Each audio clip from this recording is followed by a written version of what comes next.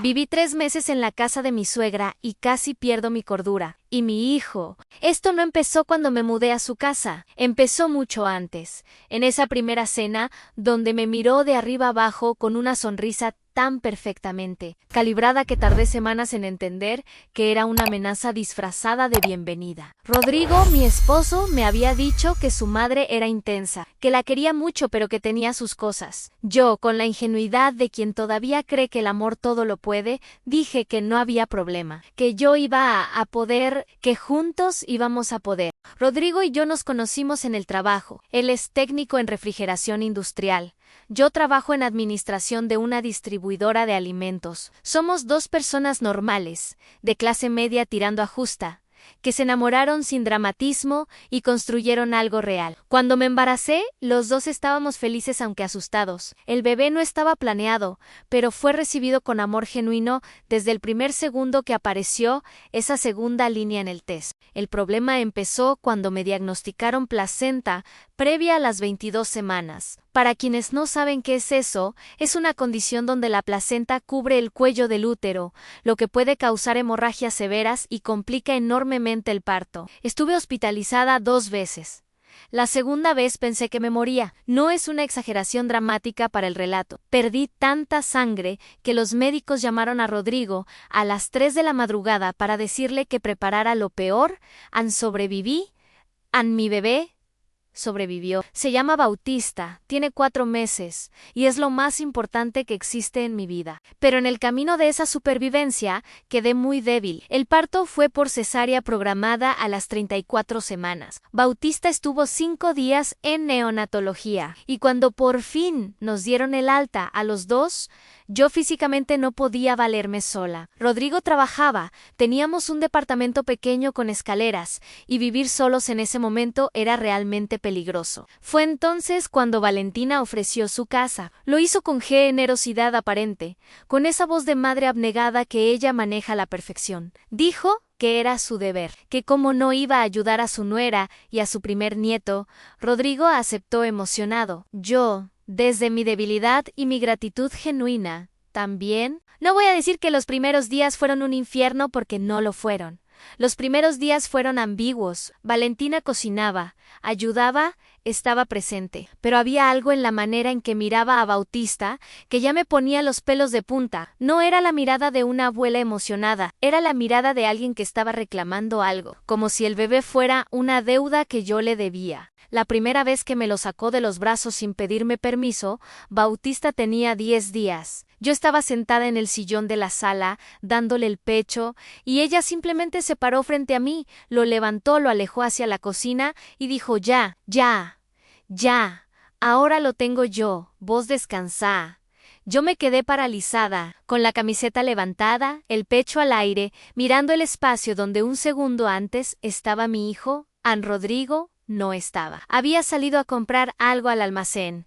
Tardó 20 minutos. Esos 20 minutos Valentina los pasó paseando por la cocina con Bautista, hablándole al oído, diciéndole cosas que yo no podía escuchar, pero cuya cadencia me lava la sangre. Cuando Rodrigo volvió, yo no dije nada. Me dije a mí misma que estaba siendo exagerada, que era una señora que adoraba a su nieto, que había que ser generosa. Fui generosa durante semanas. Demasiado generosa. La cosa escaló de una manera que cuando la cuento en voz alta suena a telenovela, pero juro que es real. Valentina empezó a referirse a Bautista como mi hijo, no como mi nieto, no como el bebé de Rodrigo, como mi hijo. Al principio lo hacía en voz baja, como al pasar, como si fuera un desliz afectivo, pero con el tiempo lo fue diciendo más fuerte, más seguido, con más convicción. Mi hijo está con hambre, mi hijo no durmió bien, mi hijo necesita aire. Y cuando alguien,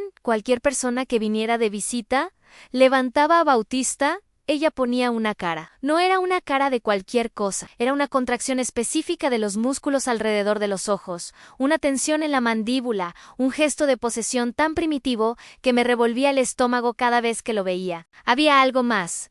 Valentina tiene 2 hijos varones, Rodrigo, el mayo Ere y Ezequiel, 3 años menor, que vive todavía en la casa de ella a sus 31 años. Ezequiel es exactamente el producto de lo que Valentina construyó con paciencia y dedicación. Durante 3 décadas a un hombre incapaz de tomar una decisión sin consultarla, sin su aprobación, sin su presencia. Un hombre que no tiene novia estable porque ninguna pasa el filtro de su madre. Un hombre que come lo que ella cocina, usa la ropa que ella elige, trabaja donde ella le consiguió el trabajo, y que mira a Bautista con la misma mirada que ella, como si fuera un objeto de la familia, al que él también tenía derecho. Rodrigo escapó de ese patrón de milagro, y creo que en el fondo Valentina nunca se lo perdonó del todo. Él se fue a los 20 años, trabajó solo, construyó su vida, me eligió a mí, ni su madre lo amaba y lo odiaba.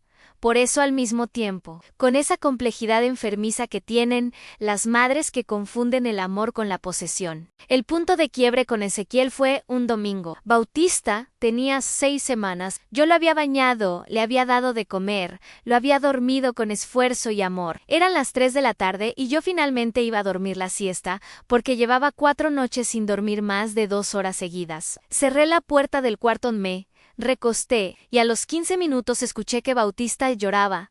No el llanto de hambre ni el de incomodidad, el llanto de susto, de cuando algo lo despertó de golpe. Me levanté de un salto, abrí la puerta, y me encontré a Ezequiel parado en el centro del cuarto, con Bautista en brazos, tambaleándose ligeramente porque claramente no sabía cómo sostener a un recién nacido, diciéndole: Shishi, no llores. Che. Nadie le había pedido permiso para entrar al cuarto. Nadie le había dicho que podía levantar al bebé. Él simplemente entró, lo agarró y ahí estaba. Me lo saqué de los brazos sin decir una palabra. Me temblaban las manos. Esa noche hablé con Rodrigo, le dije todo, y él, para su crédito enorme, me creyó sin pestañear. Me dijo que iba a hablar con su hermano, lo hizo. Y Ezequiel se lo tomó tan mal que no me dirigió la palabra durante una semana entera, poniéndome caras cada vez que nos cruzábamos en el pasillo, como si yo fuera la intrusa en esa situación. Tengo que hablar de las vacunas, porque si no lo cuento, no cuento lo más importante. Cuando Bautista cumplió 2 meses, llegó el momento de las primeras vacunas. Yo tenía todo coordinado en el turno en el centro de salud, la muda de ropa extra, el chupete, la crema, EMLA, para que doliera menos. Era algo que yo había planeado y para lo que me había preparado emocionalmente, porque soy su madre y es mi responsabilidad. Y mi privilegio estar ahí cuando le duela algo. Valentina, cuando se enteró de la fecha del turno, me dijo con esa sonrisa suya de dientes perfectos que ella quería ir, que quería acompañarnos, que era su primer nieto y quería estar presente en ese momento. Rodrigo le dijo que no con crueldad, no con un portazo. Le explicó que era un momento nuestro, que íbamos los dos solos con el bebé, que ella iba a poder verlo cuando volviéramos. Valentina se quedó callada con esa quietud particular que yo ya había aprendido a temer, que no era paz, sino presión acumulándose. Dijo: está bien, con una voz que significaba exactamente lo contrario. Cuando volvimos de las vacunas, Bautista estaba lloroso y yo exhausta. Valentina nos esperaba en el living con Ezequiel a su lado, los dos parados, los dos con la misma expresión. Y antes de que yo pudiera siquiera sentar al bebé, Valentina empezó. Dijo que ella debería haber estado ahí, aunque era su familia, que nosotros la estábamos excluyendo, que no le permitíamos ser parte de la vida de su niño. La voz se le fue quebrando de una manera que sonaba ensayada, de una manera que yo ya reconocía como su mejor recurso de manipulación, las lágrimas sin llanto, el labio que tiembla justo, la mirada que acusa sin acusar directamente. Rodrigo intentó responderle con calma, pero Valentina no quería calma, quería rendición, y cuando se dio cuenta de que no iba a obtenerla, cambió de registro. Empezó a hablar más fuerte. Le dijo a Rodrigo que ella lo había criado sola, que había sacrificado todo por él, que él le debía más respeto. Y entonces, y esto es lo que todavía me duele en el pecho cuando lo recuerdo, le levantó la voz a Rodrigo de una manera que sonó a golpe. Él dio un paso al frente, no para pegarle, jamás en su vida le pegaría a nadie, sino para interponerse entre ella y yo, porque yo estaba ahí, con el bebé en brazos, y el tono que ella había alcanzado tenía algo de amenaza física en su vibración. Ese momento fue un límite. Rodrigo le dijo que si no se calmaba, nosotros nos íbamos del cuarto. Valentina se fue. Ezequiel la siguió, y nosotros nos quedamos en el living, temblando los dos, con Bautista que había dejado de llorar como si percibiera que el peligro había pasado. Después de eso, hubo una semana de silencio helado. Valentina nos servía la comida sin mirarnos. Ezequiel desaparecía en su cuarto. El papá de Rodrigo, Héctor, andaba por la casa como fantasma, sin meterse, mirando para otro lado con la habilidad que había perfeccionado durante 40 años de convivencia con esa mujer en Héctor. Necesito hablar de Héctor. Héctor Montoya es un hombre bueno atrapado en una arquitectura que lo aplasta. Lo digo sin crueldad porque lo entiendo en llevar 40 años al lado de Valentina y no haberse convertido en cenizas. Implica haber aprendido a ser invisible de una manera casi virtuosa.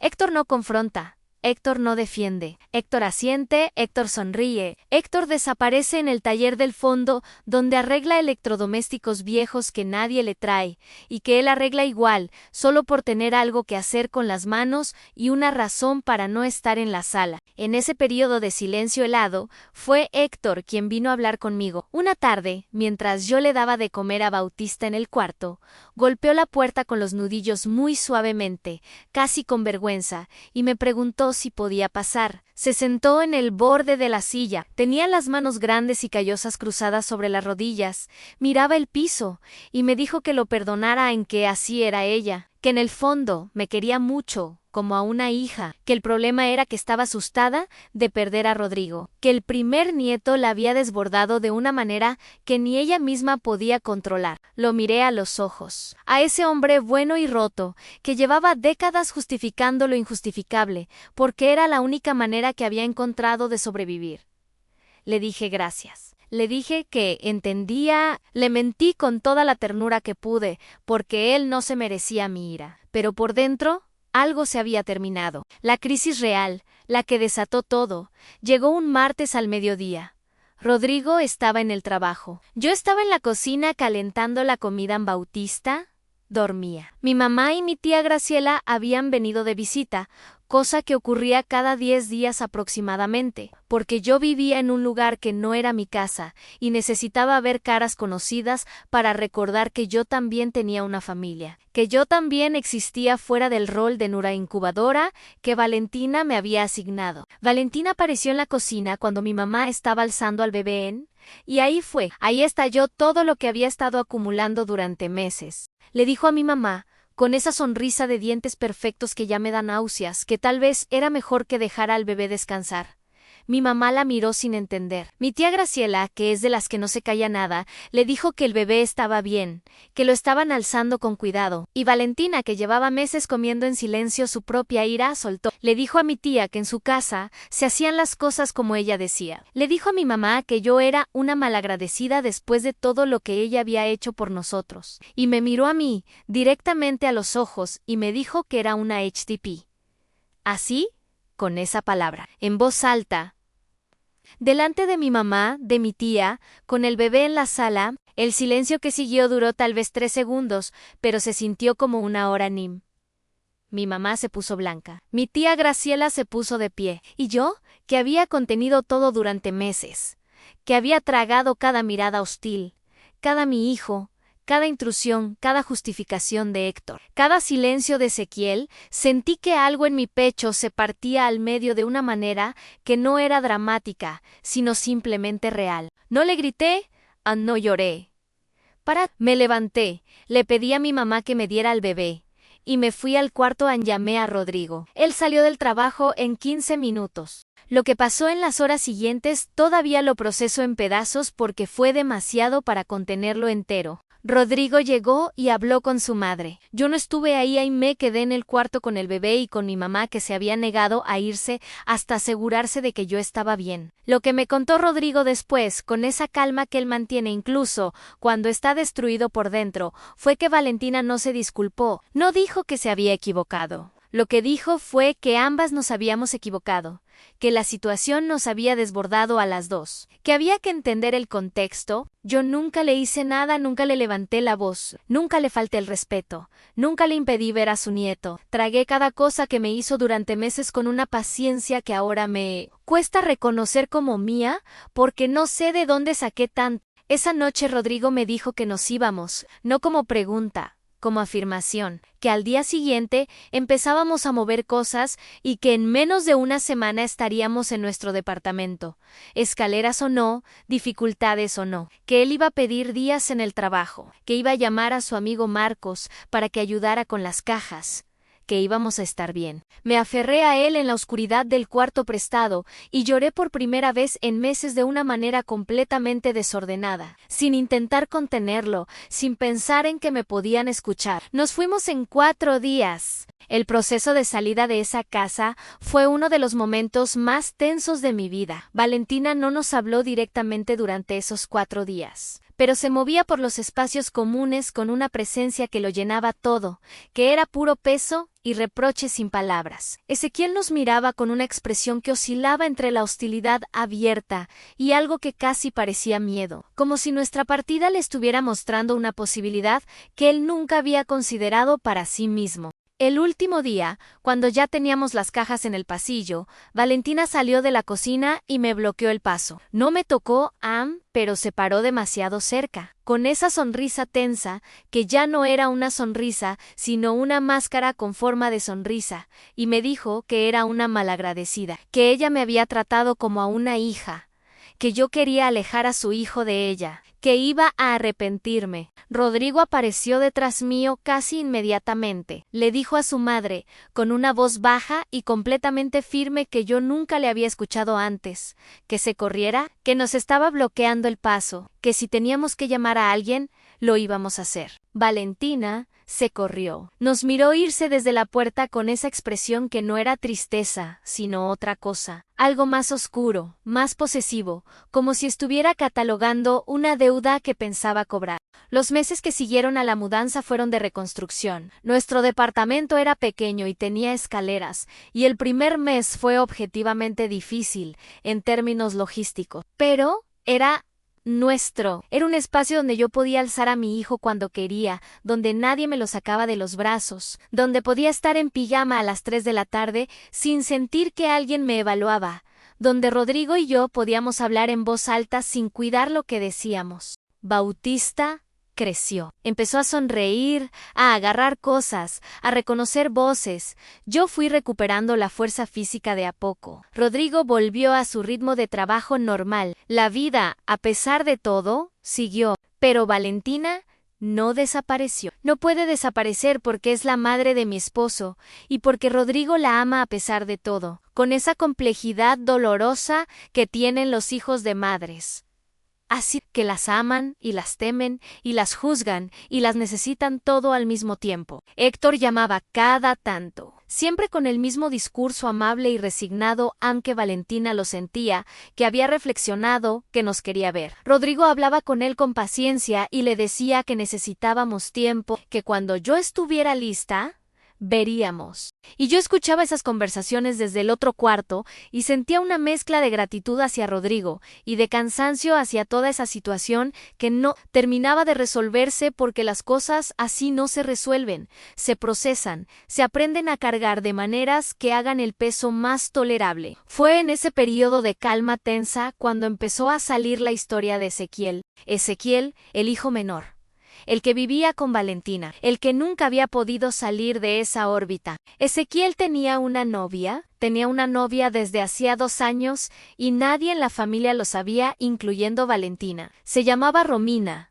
Tenía 28 años, era maestra jardinera, y la razón por la que Ezequiel la tenía escondida era exactamente la que cualquiera que haya leído. Hasta acá puede imaginar sabía lo que su madre le haría. Romina me contactó a mí, escribió por Instagram con un mensaje largo, torpe, lleno de correcciones y de valentía evidente. Me dijo que había encontrado mi perfil porque Ezequiel le había mostrado fotos de Bautista una vez, que no sabía si era correcto escribirme, que necesitaba hablar con alguien que entendiera. La llamé ese mismo día. Habló durante 1 hora sin parar. Me contó que llevaba 2 años siendo el secreto de Ezequiel, que él le prometía que iba a hablar con su madre, que le pedía paciencia, que siempre había una razón más para esperar, que Valentina controlaba el dinero de la casa de una manera tal que Ezequiel dependía de ella económicamente para casi todo, que cuando él intentaba hacer algo por su cuenta, abrir una cuenta bancaria propia, guardar plata,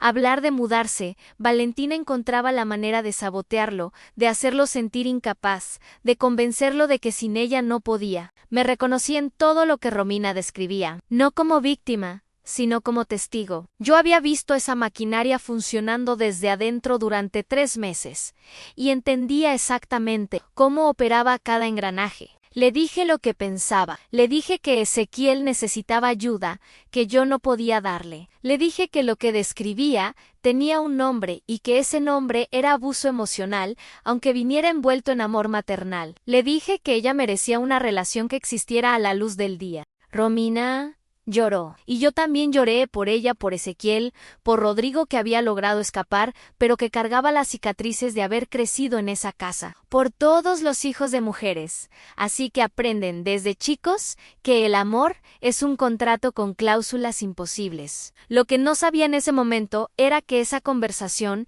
era el comienzo de algo. El karma, cuando llega, no siempre llega como uno lo imagina. No es un rayo que cae del cielo, no es una venganza limpia y cinematográfica. A veces, el karma es una cadena de consecuencias que se despliegan lentamente, que conectan puntos que parecían separados, y que terminan en un lugar que nadie anticipó completamente. Romina decidió hablar con Ezequiel con una claridad que él no había escuchado nunca. Le dijo que o existían como pareja real o no existían, que ella no iba a seguir siendo un secreto, que lo amaba pero que el amor no alcanzaba para sostener una mentira indefinida. Ezequiel, para sorpresa de todos incluido él mismo, eligió a Romina. La confrontación con Valentina fue, según me contó Rodrigo que se enteró por Héctor, épica en su dramatismo y breve en su duración. Ezequiel entró al living un domingo a la tarde, con Romina esperándolo afuera en el auto, y le dijo a su madre que tenía novia, que la amaba,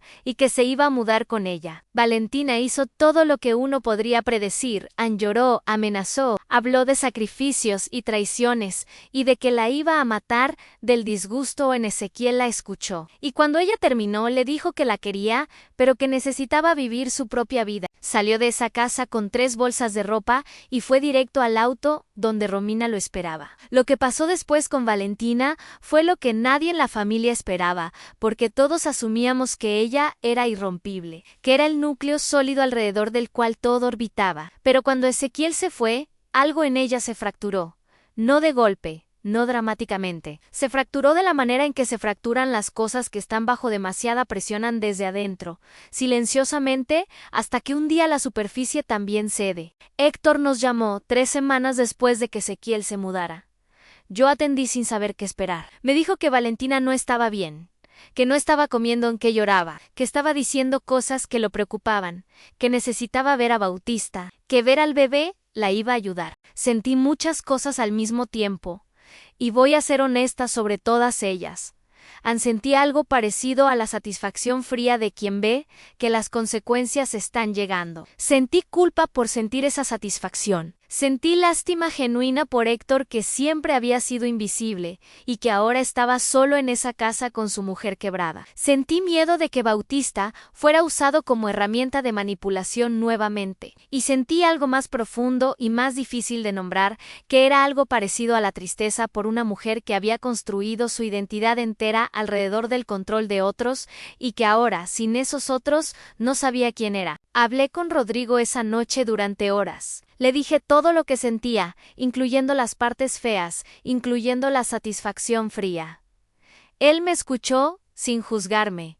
Me dijo que entendía que él también sentía cosas contradictorias, que quería que su madre estuviera bien, pero que no podía volver a exponer a nuestra familia a lo que habíamos vivido. Acordamos que Rodrigo iría a visitar a su madre una vez, solo, sin mí y sin Bautista, para ver cómo estaba, y que después, dependiendo de lo que encontrara, decidiríamos juntos el siguiente paso. Rodrigo volvió con una expresión que yo nunca le había visto, que era una mezcla de pena y de claridad. Me dijo que su madre estaba mal, que parecía más pequeña, más vieja, más perdida, que le había pedido perdón, esta vez de verdad, sin el ambas nos equivocamos, sin los matices que diluyen la responsabilidad.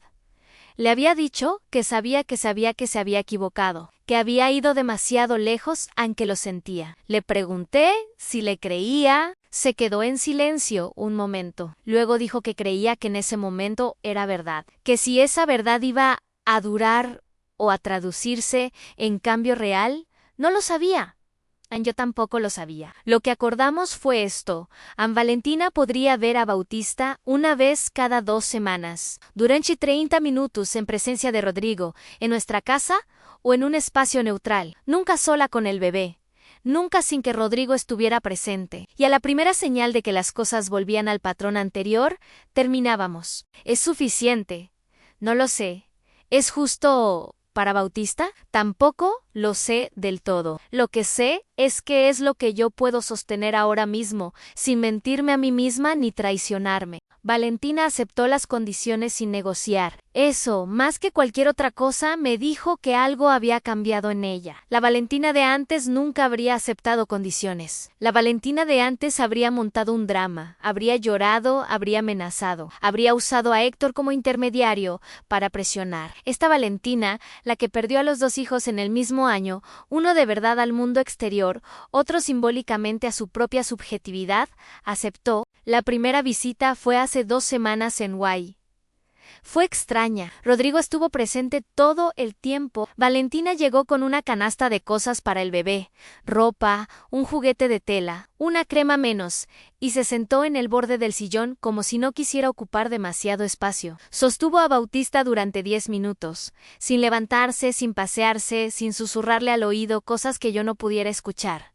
Le habló en voz normal, le sonrió a Anne, y cuando Bautista le devolvió la sonrisa, esa sonrisa desdentada y total que tienen los bebés de 4 meses que todavía no saben que el mundo es complicado, Valentina se quebró. Lloraron en silencio, los dos, el bebé que no sabía por qué y ella que sabía demasiado. Yo la miré desde el otro lado de la sala, no me acerqué. No le dije nada, pero tampoco me fui. Eso también fue una elección. El karma no fue la caída de Valentina. El karma fue que Ezequiel encontró la salida que nadie creía que podía encontrar. El karma fue que Romina, una mujer a quien Valentina nunca conoció, porque Ezequiel la mantuvo escondida exactamente por esa razón, fue la grieta por donde entró la luz. El karma fue que yo, la nuera malagradecida, la incubadora, la HDP, fui la única persona que escuchó a Romina cuando lo necesitó, y que esa escucha fue lo que le dio a Romina la confianza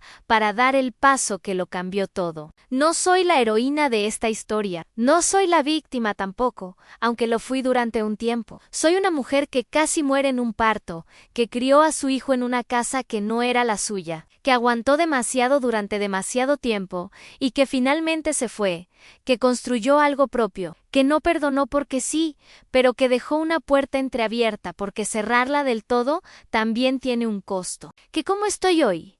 Estoy cansada todavía, estoy procesando todavía. Bautista tiene 4 meses, y cada día descubro algo nuevo en el que me recuerda por qué valió la pena cada cosa difícil. Rodrigo es el compañero que necesitaba y más de lo que merecía. Y yo, en el silencio de las 2 de la mañana, cuando el mundo duerme y solo quedan las palabras honestas, sé que salí, que estoy afuera, que el aire acá, aunque a veces duela, es mío. Si alguna está pasando por algo parecido en te creo, sé que duele.